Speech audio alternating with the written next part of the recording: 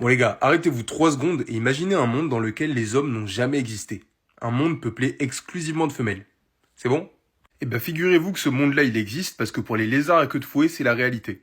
Cette espèce de lézard est composée uniquement de femelles, les mâles ont été cancel les gars. J'imagine que vous vous demandez comment elles font pour se reproduire, du coup parce que dernière nouvelle, le clonage n'existe pas encore.